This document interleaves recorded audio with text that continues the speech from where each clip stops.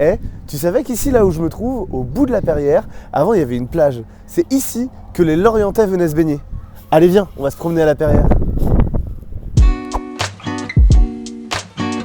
Et ouais, aujourd'hui on sort un petit peu de notre centre-ville, parce que c'est vrai que l'histoire de Lorient elle se résume pas à 1 km², elle est bien plus large que ça. C'est pour ça qu'aujourd'hui on est à la Perrière. La Perrière, ça tient son nom du fait qu'avant il y avait une carrière ici, qui produisait les pierres qui ont servi à construire beaucoup des anciens bâtiments de Lorient. La Perrière aujourd'hui c'est surtout connu pour le port de pêche, mais il faut savoir que le port de pêche il a environ une centaine d'années.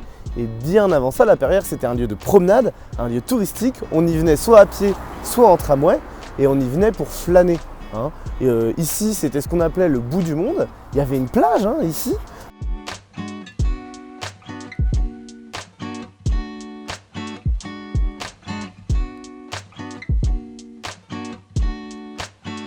Et il y avait aussi un endroit où les vedettes, ces petits bateaux venaient accoster et prenaient à bord les touristes, les promeneurs du dimanche qui venaient faire leur petit tour en vedette et puis ils les ramenaient ici. C'était vraiment un endroit où on venait flâner, où on venait prendre du bon temps.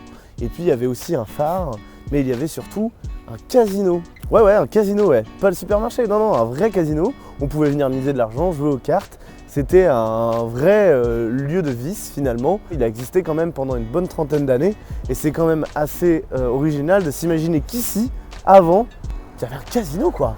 Bon alors en fait le casino il est arrivé un petit peu plus tard que le reste, il a été inauguré en 1907 et puis il a servi aussi d'hôpital pour les Américains en 1918. C'est un peu un comble de se dire ça, qu'un ancien casino devienne un hôpital. Et le casino il a aussi servi de siège pour la société des régates parce que oui, ici, il y avait les plus prestigieuses régates de la région, avec celle de la Trinité-sur-Mer. C'était les véritables ancêtres de nos transats actuels. Et puis, dans les années 1910-1920, la ville évolue. Le béton prend petit à petit le dessus sur la vase et sur la mer. Et Louis Ney décide de construire le port de pêche. Le casino, qui était autrefois au bord de l'eau, se retrouve à plus de 50 mètres de la mer. Et puis, il y a eu le développement des bus, notamment qui allaient à l'Armor, donc c'était beaucoup plus facile pour les Lorientais de se rendre sur d'autres plages. Puis avec tout le chantier de la construction du port de pêche, le cadre était forcément beaucoup moins idyllique. C'est pour ça que le casino s'est transformé en hôtel et puis plus tard a été détruit. Et puis le port de pêche évolue, on construit la mythique glacière qui est en fait une usine frigorifique qui permet aux chalutiers de garder leur pêche fraîche plus longtemps.